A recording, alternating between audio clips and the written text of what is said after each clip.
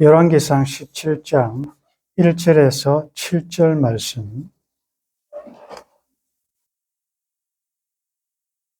우리 같이 본문 말씀을 같이 읽겠습니다.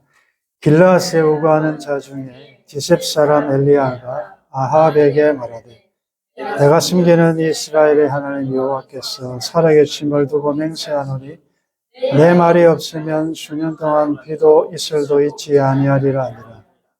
여호와의 말씀이 엘리야에게 임하여 이르시되, 너는 여기서 떠나 동쪽으로 가서 요단 앞 그릿 시냇가에 숨고 그 시냇물을 마시라. 내가 까마귀들에게 명령하여 거기서 너를 먹이게 하리라. 그가 여호와의 말씀과 같이 하여 곧 가서 요단 앞 그릿 시냇가에 머물며 까마귀들이 아침에도 떡과 고기를 저녁에도 떡과 고기를 가져왔고, 그가 시냇물을 마셨으나 땅에 비가 내리지 않으므로 얼마 후에 그 시내가 마르니라. 아멘. 여러분들, 엘리야 하면 떠오르는 그 이미지가 어떤 이미지가 있습니까?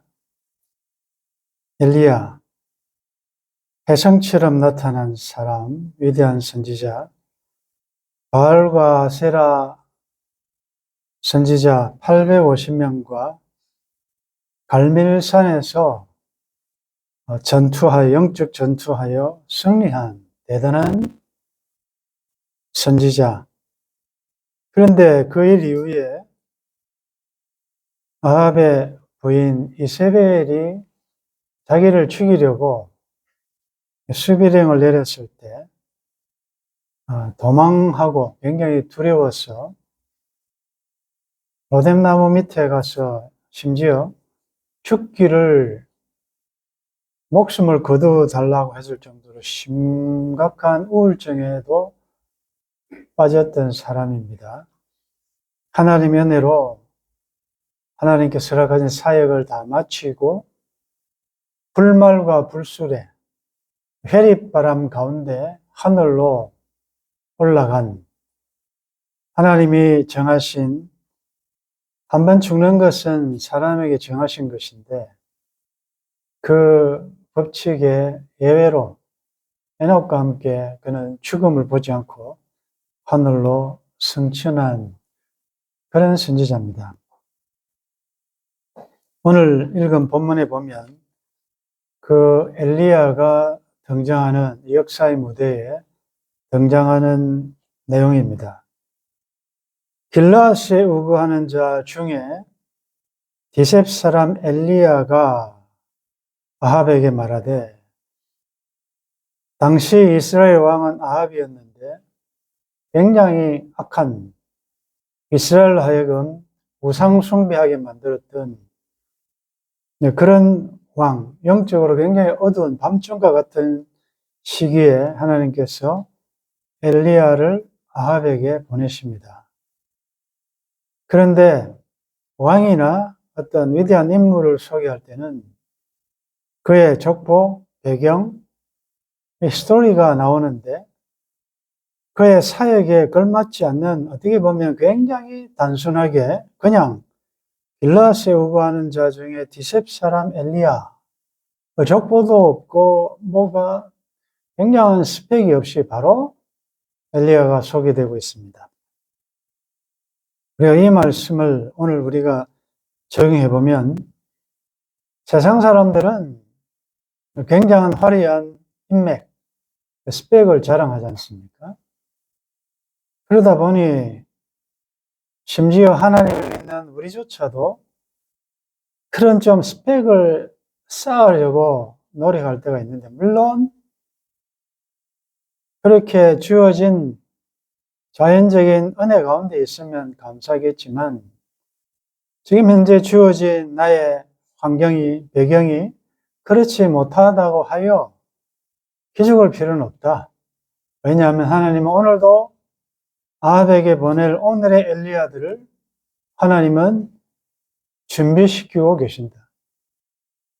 오늘의 엘리야들이 여러분들이기를 바랍니다.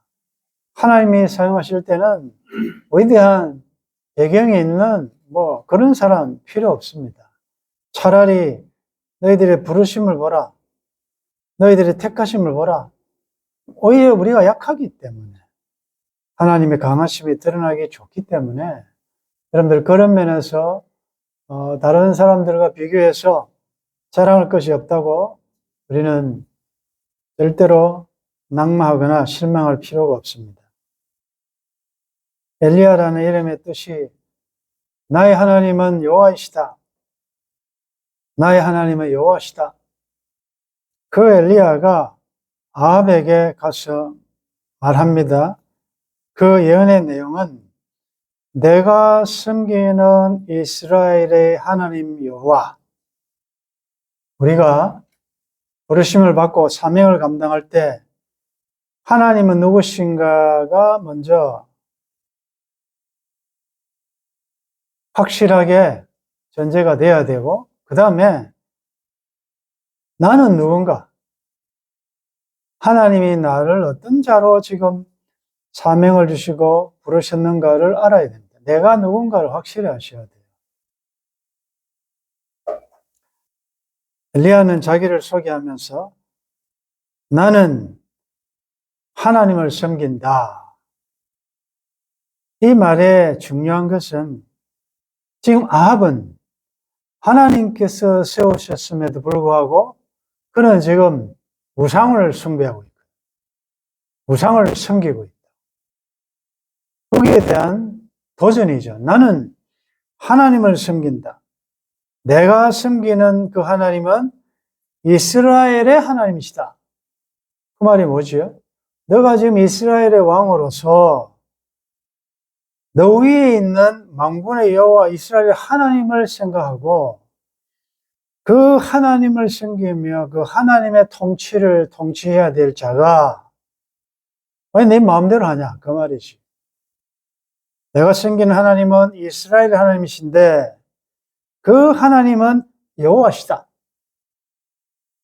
이제 설명 많이 들었지요? 야훼, 그는 이스라엘과 언약하신 하나님이시다. 여호와다. 그 언약을 신실하게 지키신다. 그렇기 때문에 이 예언을 한다 그 말이지요. 그리고 그 하나님은 지금도 분명히 살아계신다.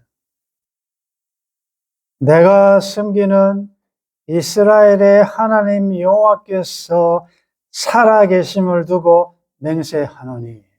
확실한 거죠. 그 다음에 이제 예언의 내용은 내 말이 없으면 수년 동안 비도 이슬도 있지 아니하리라. 여러분들 이런 담대함이 어디서 나옵니까?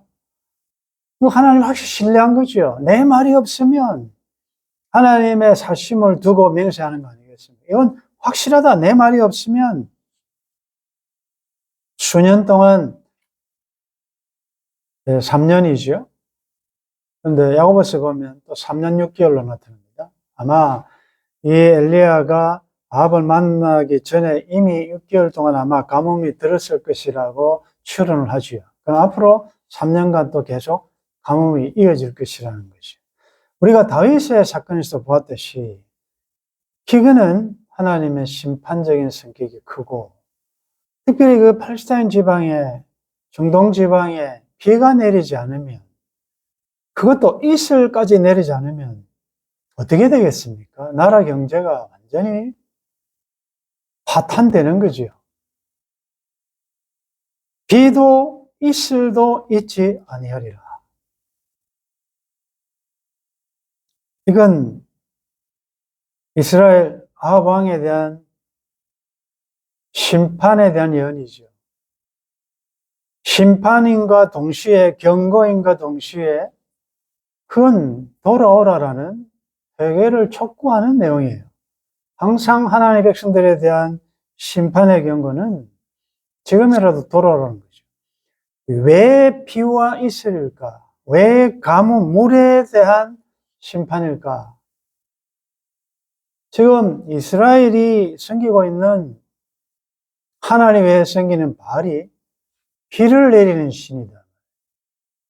그래서 비를 많이 오게 함으로 그래서 풍요, 그래서 아세라와도 연결되는 게 다산,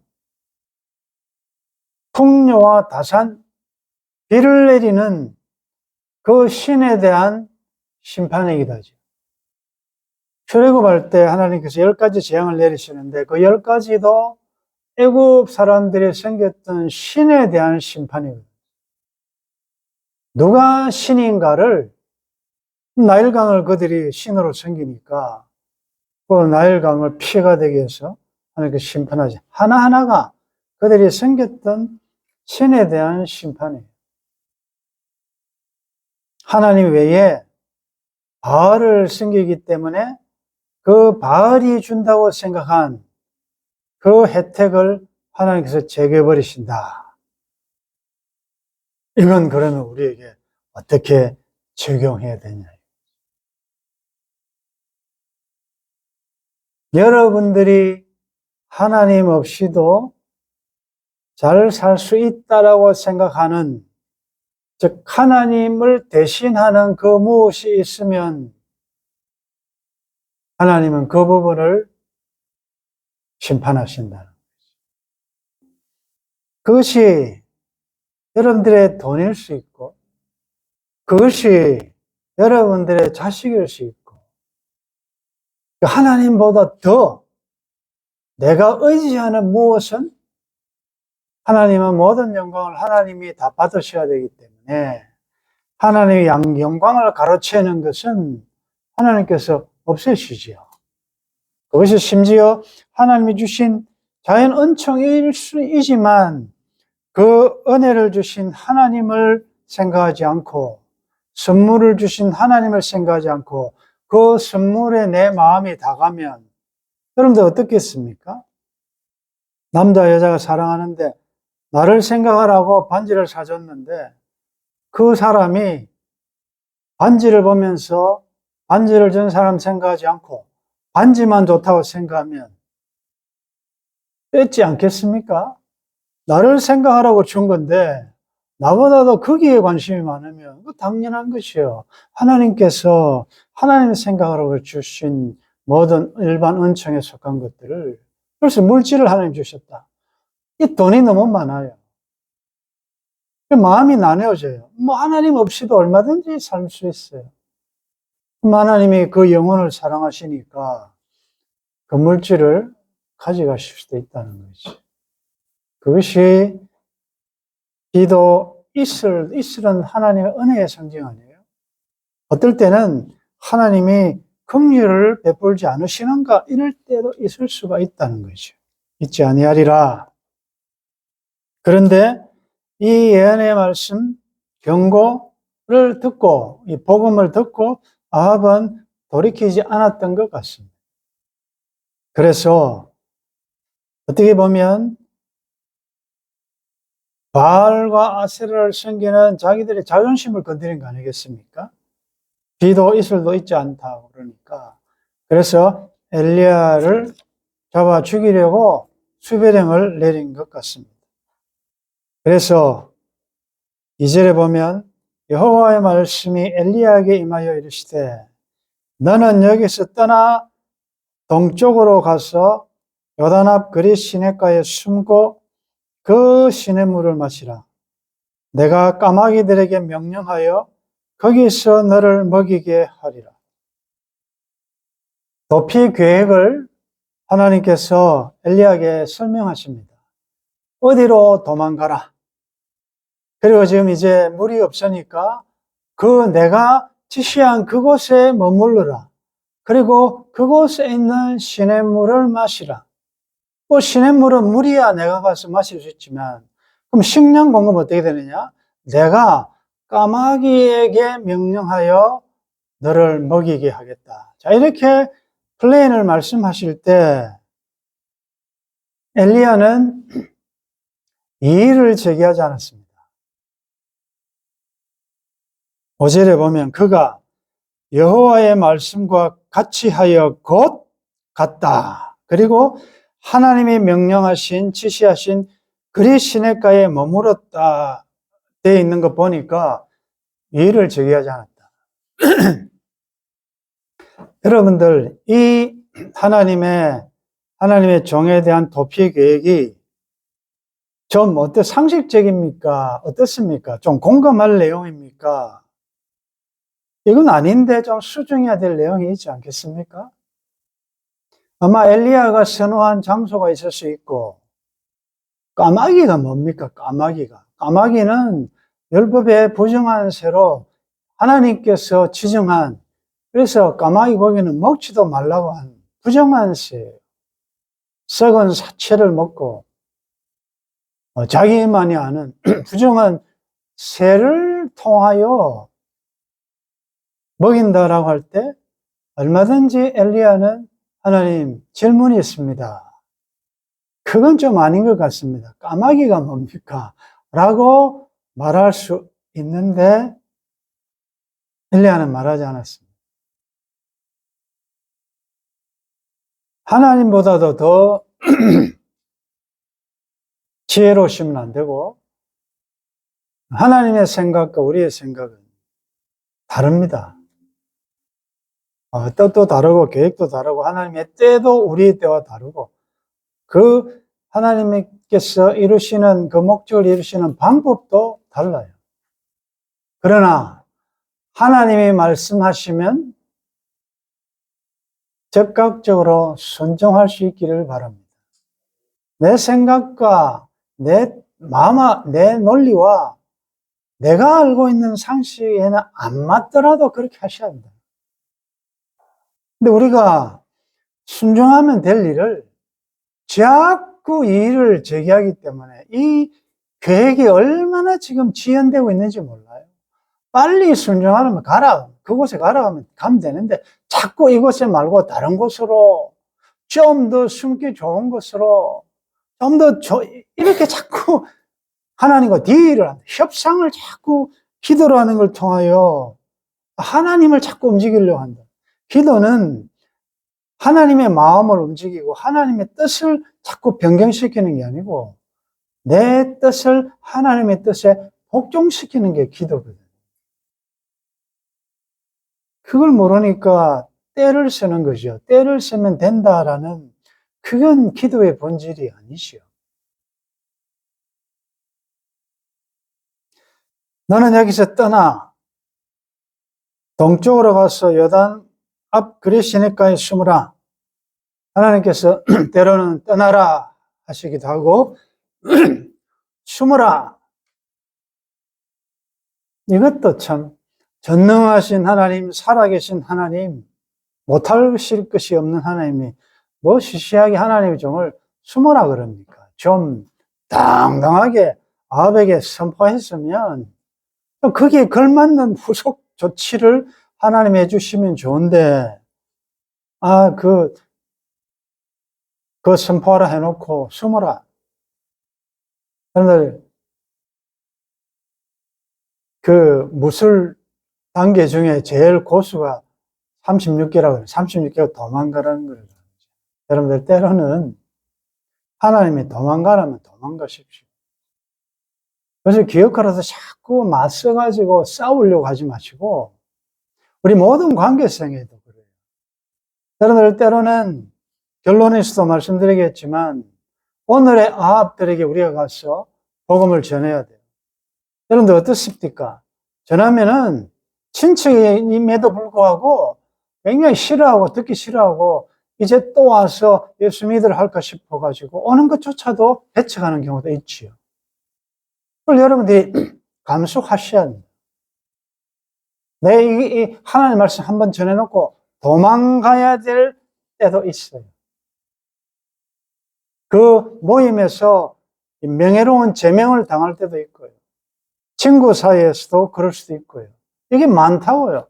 그럴 때 하나님께서 너는 떠나 숨으라 그러면 숨으셔야 돼요. 그 숨는 기간은 하나님이 일하시는 때라고. 그때는 나는 퇴장하고 숨어 있어야 된다. 그리 시냇가에 숨고 그 시냇물을 마시라. 어떤 주석가는 이런 재밌는 말을 했어요. 왜 하나님께서 옆에 저 물이 많은 곳에 보내시지 않고 시내라는 것은 오늘은 쫄쫄쫄쫄 흘러들어갔다 흘렀지만 내일은 말할 수 있잖아요. 애간장이 타는 것 아니겠습니까? 왜 하나님께서 강가에 하나님의 종을 숨기지 않고 쫄쫄쫄 흐르는 시냇가에 숨기시고 그 물을 마시라고 하시느냐? 이게 하나님의 사람들의 삶이 어떻다는 걸 알고 가셔야 돼요. 하나님은 날마다 매일매일 예비하신 은혜를 주시고 그 은혜로 살아가게 하시지, 오랫동안 먹을 것 쌓아놓고 하나님 없어도 되는 그런 풍요로운 가운데 하나님의 백성을 두지 않으신다는 거죠. 항상 위태위태한 것 같지만 그때그때마다 피할 길을 주시고 하나님이 맨날 공급하시는 것을 맛볼 수 있게끔 우리의 환경을 그런 곳으로 인도하신다. 여러분들, 에돔의 정신을 우리가 보았잖아요. 그 바위 곁에 높은 곳에 오랫동안 쌓아놓고, 여러분들 삶에 그렇습니까? 이게 오늘 이것만 메우고 나면 또 이걸 또 생각해야 되고, 경제적으로도 그렇잖아요. 조금 여유가 있으면 좋겠는데 근근히, 소위 말해 근근히 겨우겨우 또 한 달 지나갔네, 또 한 주간 지났네, 그러다가 여기까지 온 거 아니겠습니까, 여러분들?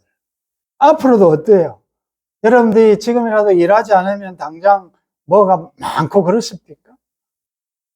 하나님께서 하나님의 종들을, 하나님의 사람들을 이 광야 지나가는 이곳에서는, 여러분, 우리가 나그네 아닙니까?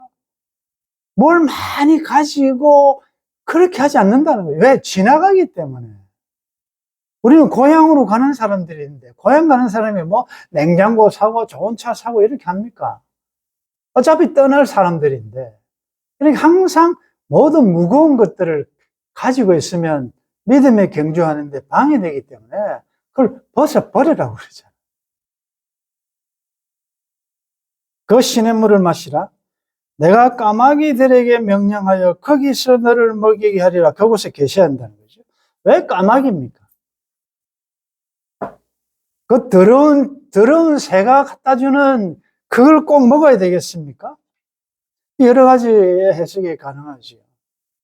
까마귀라는 정말 자기 먹을 것을 다른 것에 주지 않는 개갈스러운 그 새도, 또 부정하다고 율법이 정한 그 새도, 지난주에 우리가 주신 말씀처럼 여호와 우리 주여, 주의 이름이 온 땅에 어떻게 아름다운지, 하늘의 별, 태양, 바다, 꽃, 모두가 다 하나님 위대하심을 찬양하며 하나님의 주권이 미치지 않는 곳이 없기 때문에 까마귀조차도 하나님이 말씀하시면 본성조차도 누르면서 하나님 뜻에 순종하는 것이다. 그래서 우리가 무엇을 먹을까, 무엇을 입을까 염려하는 것이요, 그게 믿음이 없다는 거예요, 사실은. 아니, 이런 공중에 나는 새도 하나님께서 다 먹이시고 입히시는데 너희들 이보다 더 귀하지 않느냐? 근데 뭘 그렇게 자꾸 굶어 죽을까 염려하냐? 그 말은 가만히 있으라는 말은 아니잖아요. 하나님이 어떤 방법으로든 하나님이 책임지신다는 거 아니겠어요? 모든 염려를 주께 맡기라는 거예요. 내 자식은 어떻게 될 거면, 나는 미래에 어떻게 될 것이며를 자꾸 오늘에 당겨가지고 생각하지. 내일 일에 내일 염려를, 오늘 염려할 건 오늘에 족하다는 거예요. 만약 인편으로 이 음식이 배달됐다면 어떻게 되겠습니까? 지금 아합이 열받아가지고 엘리야 잡아라, 수비령을 내렸는데 사람이 자꾸 어느 골짜기에 왔다 갔다 해봐요. 당장 동선에 노출되지 않습니까? 발각된다고요. 아니, 걔는 괜찮나? 아니, 걔도 그렇고 다 어떤 방법으로 하든지 이건 들통나게 돼 있다. 하나님께서는 참 지혜롭게 새야 하늘을 나니까 자기 새끼 먹이는 모양이다. 이렇게 자연적으로 생각할 거 아니에요. 하나님의 지혜는 우리의 생각과는 너무 다르다는 거예요. 하나님은 이렇게 기이하게 자연을 동원해서 하나님의 백성들을 먹이신다.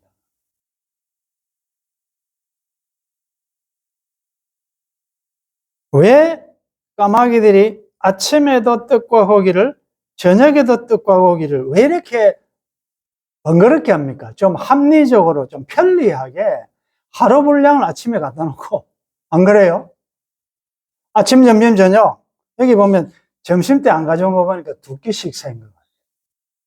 그냥 성경에는 없지만 우리가 추론하는 거예요. 그러니까 삼식이 꼭 좋은 거 아니에요. 한 끼 안 먹어도 얼마든지 살 수 있다는 거예요. 왜 이렇게 번거롭게 합니까? 이게 뭐예요? 좀 양식을 쌓아두고 한 일주일분 갖다 놓고 해도 충분히 되지 않습니까? 우리가 매일 아침에 일어나 큐티하고 산돌토개 아멘하고 아니 어제 했는데 뭘 또 오늘 또 합니까? 여러분들 어제 밥 먹었다고 오늘 안 먹습니까?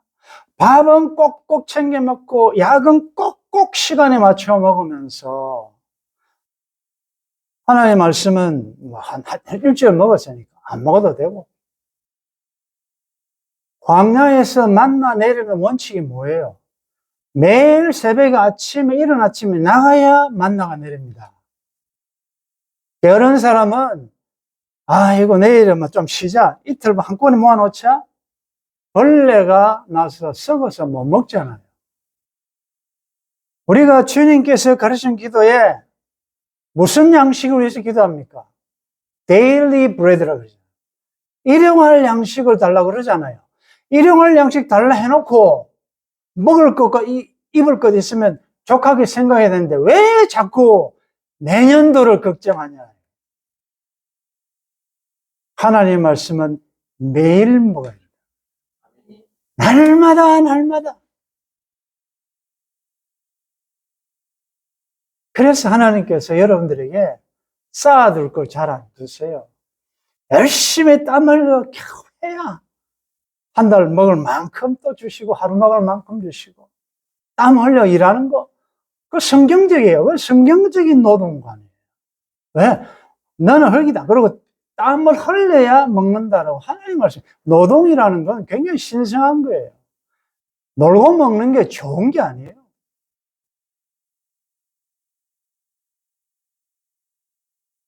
아침에도 떡과 고기를 저녁에도 떡과 고기를 가져왔고 그가 시냇물을 마셨으나 땅에 비가 내리지 않으므로 얼마 후에 그 시내가 마르니라. 여러분들 하나님의 종들 하나님의 백성들에게 특혜는 없습니다. 하나님께서 선언하셨잖아요. 앞으로 몇 년간 비가 없다. 그러면 하나님께 영광이 돌아가고 하나님이 살아계심을 보여주려면 산들교회만은 물이 계속 공급돼야 되잖아요. 여러분들 가정에는 그래도 날마다 비와 이슬이 하나님 은총이 내려와야 되잖아요. 소위 말해서 그게 특권의식, 특혜예요. 그래서 우리가 참 간증할 때 조심해야 될 것은 다 굽는데 다 불탔는데 우리 집만은 괜찮다라는 이런 사상, 내가 기도했더니 우리 집만은 이런 재앙이 안 왔다, 이런 세상은 조금 조심해야 돼요. 햇빛과 비를 하나님께서 불의한 자들에게는 안 주십니까? 이 세상도 하나님이 통치하고 계시잖아요. 악한 자나 의인이나 햇빛과 비의 혜택은 똑같이 오는 거예요. 그래서 여러분들이 나는 왜 잘 믿는데 안 믿는 애들은 잘 되는데 나는 잘 안 되느냐, 이런 말씀 하시면 안 된다. 이 땅에 있는 동안 이 땅 죽음 이전에는 심은 대로 거두기도 하고 심었는데 안 되기도 하고 악인이 받아야 될 고통을 의인이 받기도 하고 의인이 누릴 행복을 악인들이 받기도 하는, 우리가 다 알지 못하는 이런 일들이 있다. 때로는 하나님이 주신 공급을 잘 받고 있다가 어느 순간에 말라버리는 거 보면서 기가 차죠. 여러분들의 경제가 마르고 여러분들의 건강이 마르고 이럴 때가 와요. 그러면 그때는 어찌해야 되느냐?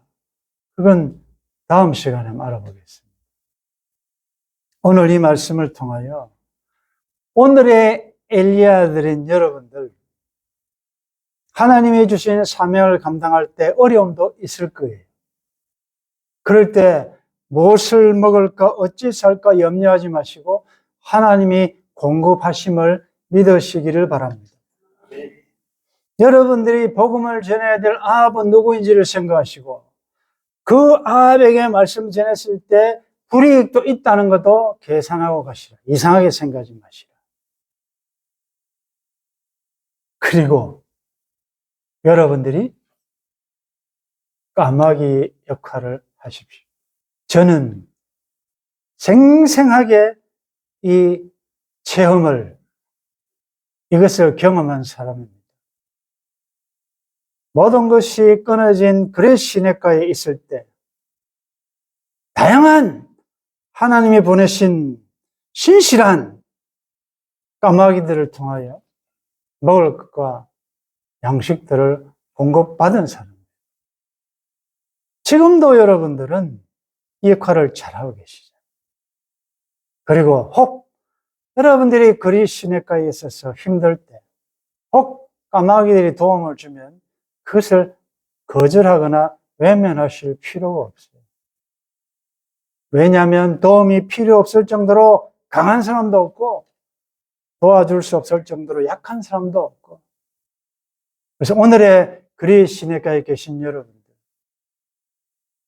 거기서 엘리야가 뭐 했겠어요?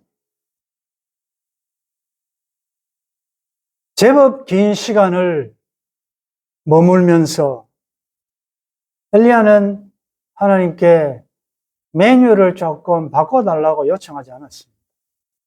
따분하지 않습니까? 늘 떡가고기. 이건 뭡니까? 이게 이제 광야에 지나던 이스라엘과 비교되잖아요. 그들은 노상 이 만나만 먹냐? 우리는 애굽에 있을 때 진수성찬 먹고 고기도 먹고 파도 먹고 오이도 먹고 마늘도 먹고 좋았는데 수박도 먹고, 그래서 광야에서 너무 세상 사람들이 누리는 것을 탐하지 마시라. 하나님이 주신 것으로 자족할 수 있기를 바랍니다. 산돌 카페에 올라온 글을 하나 소개하고 마치겠습니다. 리차드 백스터의 기쁨을 방해받을 때라는 글입니다. 지혜로운 사람은 하나님이 계속해서 진수성찬을 우리에게 차려주시리라는 허망한 기대를 결코 갖지 않는다. 그것은 우리의 건강을 위해서도 순례의 길을 가는 데도 적합하지 않다.